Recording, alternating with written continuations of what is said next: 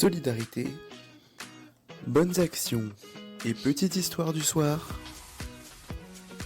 C'est la rubrique à braque de Pascal.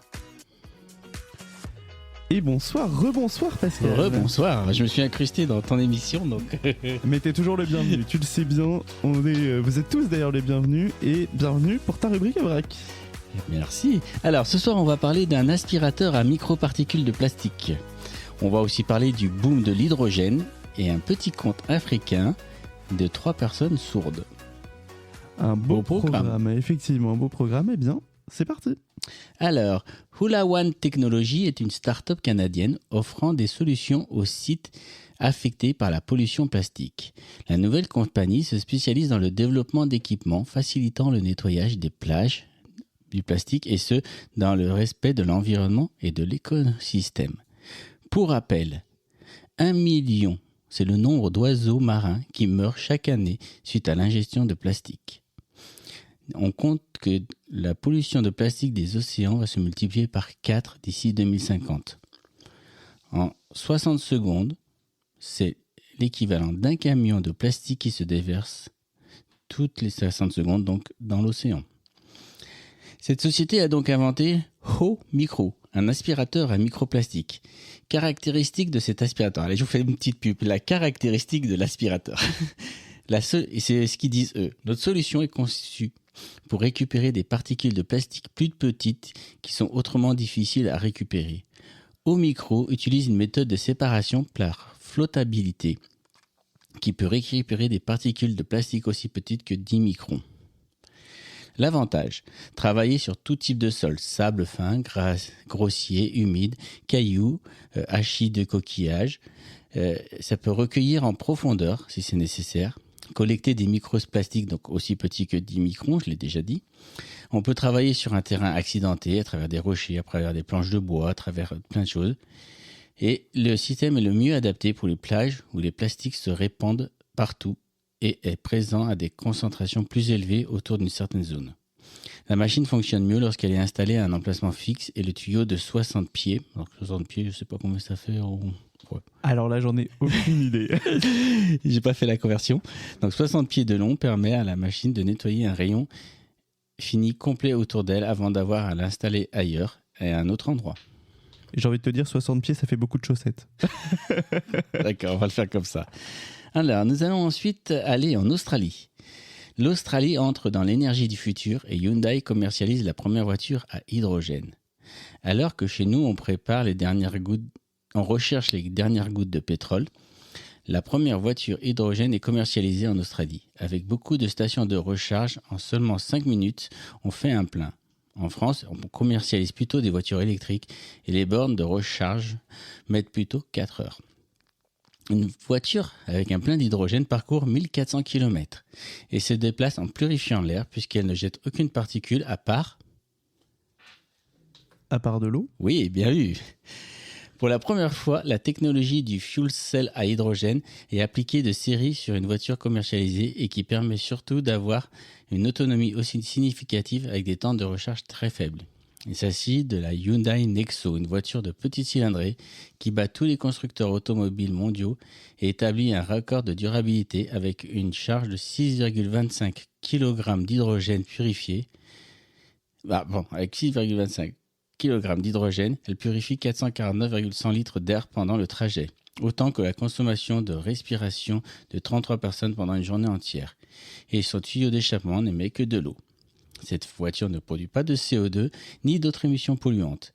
Il suffit de penser qu'un véhicule équivalent avec un moteur à combustion traditionnel sur la même distance émet environ 126 kg de CO2.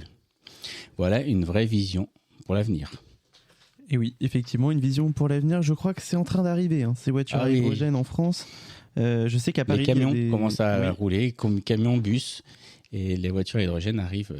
Et oui, ça arrive, j'en ai vu à Paris la dernière fois que j'y suis allé sur des sociétés de taxis qui étaient à l'hydrogène. Et voilà, ça peut être l'une des solutions, évidemment, à réfléchir et à méditer.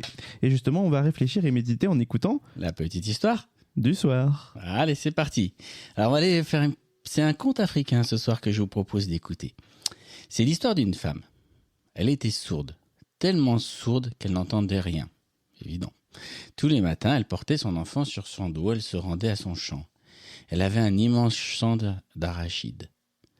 Et un matin qu'elle était là, tranquillement, à travailler dans son champ, arrive un monsieur. Un monsieur tellement sourd qu'il n'entendait rien. Ce monsieur cherchait ses moutons. Écoute bien, il s'adresse à la dame. « Madame, je cherche mes moutons. Leurs traces m'ont conduit jusqu'à votre champ. Est-ce que vous ne pourriez pas m'aider à les retrouver ? D'ailleurs, on les reconnaît bien, mes moutons. Parmi eux, il y a un mouton blessé. Madame, si vous m'aidez à retrouver mes moutons, je vous donnerai ce mouton blessé. Vous pourrez toujours vous en servir. » Mon chant s'arrête là. Bah. Mais elle n'ayant rien entendu, rien compris, elle a pensé que ce monsieur lui demandait juste jusqu'où son chant s'arrêtait. Elle a donc répondu « Mon chant s'arrête là-bas ». Le monsieur a suivi la direction indiquée par la dame et par un curieux hasard, il trouve ses moutons en train de brouter tranquillement derrière un buisson.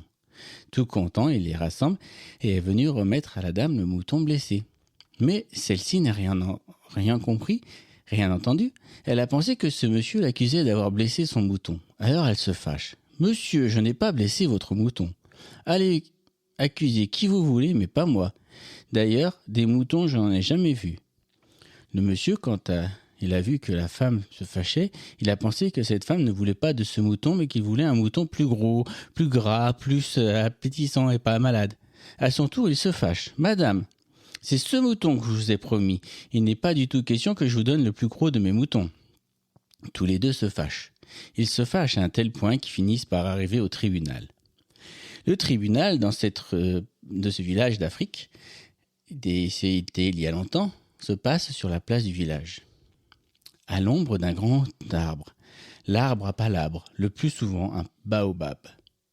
Le juge, lui qui était en même temps le chef du village, était là entouré de tous les gens du village, qu'on appelle les notables. La dame et le monsieur sont arrivés tout en continuant leur querelle. Après les salutations, c'est elle qui parle le premier. « Ce monsieur m'a trouvé dans mon champ et m'a demandé jusqu'où mon champ s'arrêtait. Je lui ai montré ce que j'ai trouvé et j'ai repris mon travail. Ce monsieur est parti. Quelques instants après, il est revenu avec un mouton blessé, m'accusant de l'avoir blessé. Or, moi, je jure que des moutons, je n'en avais même pas vu. Voilà pourquoi on est ici, monsieur le juge. » C'est au tour du monsieur. « Je cherchais mes moutons, dit-il, et leurs traces m'ont conduit jusqu'au champ de cette dame. À cette dame, j'ai dit que si elle m'aidait à retrouver mes moutons, je lui donnerais un d'entre eux. Mais j'ai bien précisé le mouton blessé. Elle m'a montré mes moutons. C'est ce mouton blessé que je lui ai donné. Elle veut un mouton plus gros. Pensez-vous que je vais lui donner le plus gros de mes moutons, à 2 pas de la fête des moutons ?» Le juge se lève. Il était aussi sourd qu'un pot, aussi sourd que les 2 autres. Et quand il vit l'enfant sur le dos de sa mère, il a pensé qu'il ne s'agissait là que d'une petite querelle de ménage. Alors il s'adresse au monsieur. « Monsieur, cet enfant est votre enfant. Regardez d'ailleurs comme il vous ressemble. Ah, il me semble que vous êtes un mauvais père, un mauvais mari. Et vous, madame, des problèmes comme cela, ce n'est pas la peine de venir jusqu'ici l'étaler, ça devant tout le monde. Rentrez chez vous. Je souhaite que vous vous réconciliez. » Ayant entendu ce jugement, tout le monde éclata de rire. Le rire contamine le juge, la dame, le monsieur. Que firent-ils ? Oula, j'arrive plus à parler. Que firent-ils ? Ils éclatèrent de rire, bien que n'ayant rien compris. C'est à partir de là que l'on se pose la question, lequel de ces 3 est le plus sourd ? La morale. Il vaut mieux ne pas se dépêcher de donner une réponse. On conseille quelque part en Afrique d'avoir le cou aussi long que celui d'une girafe, afin que la parole, afin qu'elle jaillisse de notre bouche, puisse prendre le temps et être réfléchie. Eh bien, réfléchissons et nous pouvons également tourner cette fois notre langue dans sa bouche. C'est comme ça qu'on dit chez nous. C'est ça qu'on dit dans la Bible. Exactement. Eh bien, encore une fois, le chiffre 7. Et comme toujours. Mais en tout cas, c'était très réflexif, justement.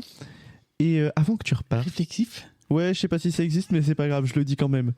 J'invente des mots. T'es pas au courant ? Non, bah, si, c'est ça, je le savais. Si, ça fait 22 ans que t'es au courant que j'invente des mots, quand oui, même. bah, ça, pas de problème.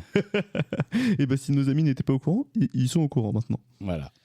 Avant que tu repartes, je crois justement qu'on voulait un petit peu faire un petit cadeau à nos auditeurs ce soir. Ah oui, alors, on nous a fait en fait un cadeau qu'on veut vous faire.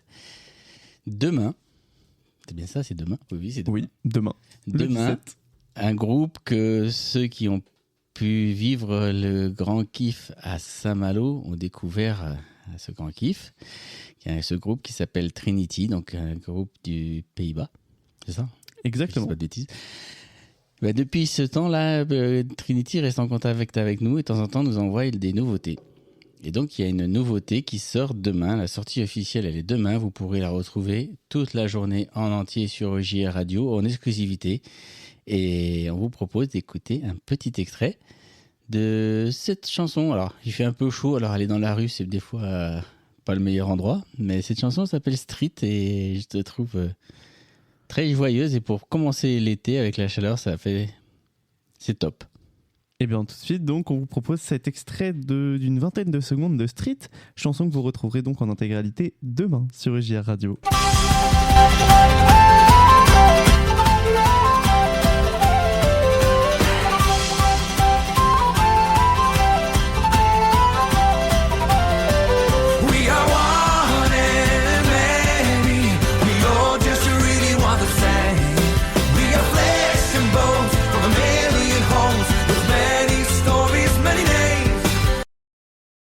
Voilà, c'est coupé un peu violemment. Et c'est fait exprès pour vous donner envie d'entendre la suite. Exactement, mais en fait c'est surtout parce que c'est toi qui l'as coupé.